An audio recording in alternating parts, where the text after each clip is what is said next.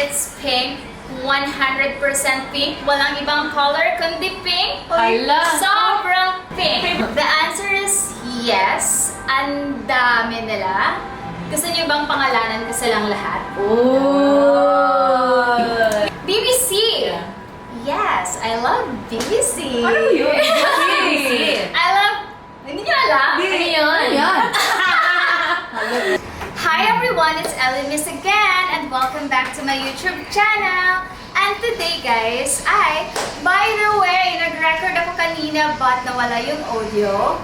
Ang dami ko nang nagawa. But anyway, wala na tayong magagawa dun kasi nangyari na. And let's just retake the video. So gagawin namin siya ulit from the top, make it drop. So, magka-question and answer portion tayo. Magka-Q&A tayo. Yeah. Yung mga questions ay from Facebook and from Instagram na mga tanong nyo. And I'm with my friends right now. Yes. Come on, guys! Reveal. Welcome to Kitchen namin! Kitchen Mist. Kitchen Mist. So this is Queen. Hello. And this is Angel. And this is Iza. So sila yung magtatanong sa atin sa mga questions na binigay nyo kahapon. Okay. So let's start. Question number 1. Question number 1 from Jeff Pansini. Jeff Pansini. When and why did you decide to do social media? So when and why? Bakit walang what and where? It all started way back 2017 or 2016. I can't remember the exact year anymore. So mahilig na talaga ako mag-social media before nung high school pa ako. Mahilig na ako mag-take ng pics. But it all started seriously way back 2017 or 2016 with my friends. Kasi parang pag nagtitrip kami, yung pupunta kami ng mga trippings na dadagat, yung mga dagat, yung mga ilog, and batis. Parang sinusuportahan nila ako mag-take ng pictures and mag-videos and talagang supportado talaga nila ako. And dun nag-start na parati na ako nagpo-post sa Facebook and naggagawa na kami ng mga vlogs namin, mga travel vlogs namin, and na-discover ako ng mga pages and dun na nag-start. Gumawa na ako ng page, nagtuloy-tuloy na yung mga YouTube videos namin. As you can see sa YouTube channel ko, yung mga first uploads ko, ang dami namin mga trippings. Nandun pa nga ako eh. Yes, right? Yeah, So, yeah, next question. Okay, next question from Alexander Gray. Not great. Gray. Gray lang siya. The modern Alexander. Okay. Are you pure Bisaya? Yes, I'm pure Bisaya, 100% kasi born and raised in Mindanao. But, nag-base na ako sa Manila ngayon, so nagtatagalog na ako. And most of my fans din ay Tagalog din. And para mas maintindihan ng karamihan, nagtatagalog ako. Next question from Michael Bowles. Where would your dream vacation be, please? Dream vacation! Yan yung... okay. Yeah. So my dream vacation is no other than Hawaii. Actually guys, I can see myself settling in Hawaii. Yeah, parang feeling ko dun ako magmamature.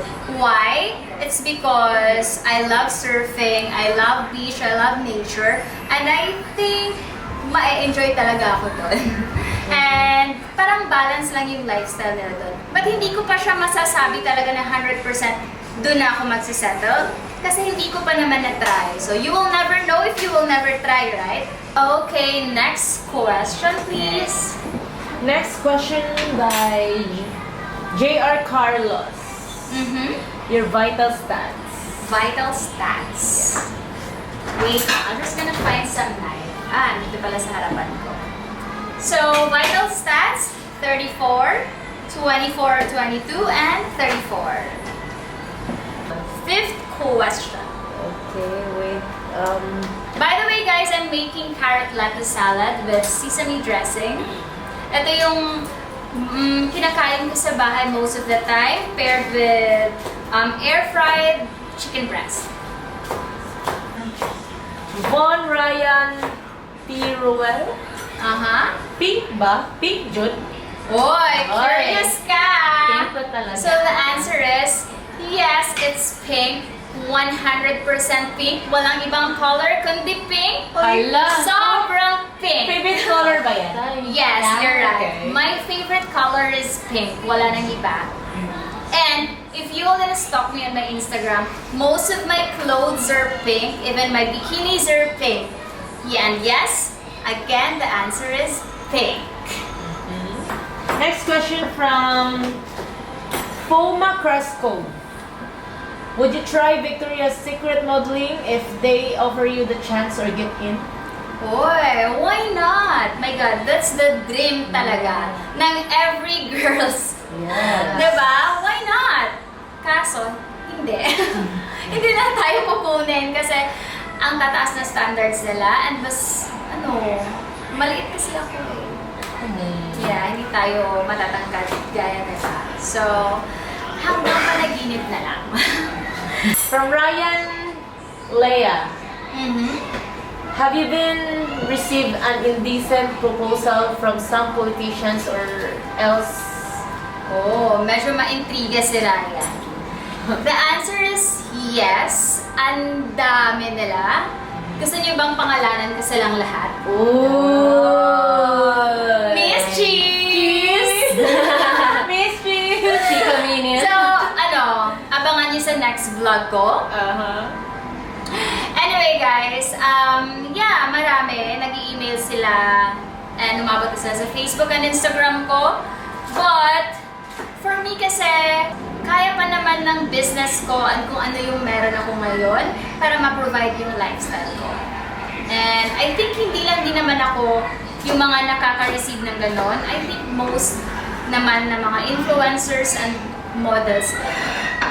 Next is from, I think it's Bruce Wayne or Bruce Wayne, oh, that's familiar. I think follower talaga, siya, active follower natin si Bruce. Yeah. So, you're really happiest when you're helping people, agree? Yes, 100% agree. Kasi, lumaki kami nang hindi naman gano'ng ka-blessed. Yung mahirap lang din naman kami lumaki sa province namin. And alam namin kung ano yung feeling ng walang-wala talaga. So, ngayon na medyo blessed na tayo, so I just give back kung ano yung meron ako ngayon sa mga tao. Kasi kung hindi naman dahil sa mga taong nagsusuporta sa akin, hindi naman tayo umaabot sa ganito. Kaya thank you for everyone for supporting me on my journey as an influencer.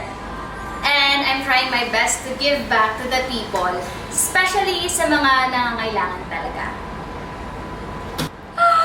Tada! Dressing na lang yung kulang. Would you like me to mix the dressing or tayo-tayo na lang? Kayo. Pwede naman. po. Pwede naman. I'm gonna put na lang, no? But, ilan yung calories? Kung gusto mo i-ano lang. It's okay. Kaya no? Hindi, kaya na lang. Ano na lang? Pwede na po i-mix. Yeah, oh my God! Sobrang sarap nito. Parang retinol, di ba? Yung iba tinatawag nila nitong retinol salad. Sarap niyan. So, next question. Next question. What's the greatest compliment you've ever received? This question is from Kenny89. Si Kenny?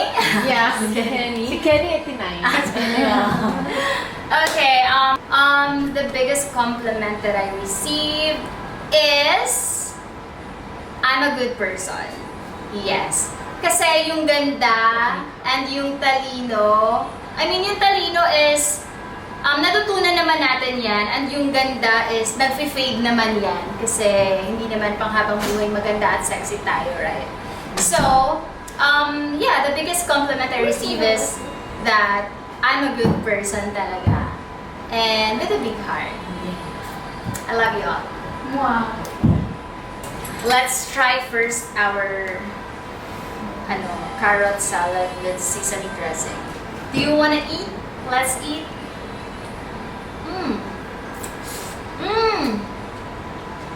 Okay, let's move on to the next question. Anthony FR95. When would you like to get married and what is your ideal type of man?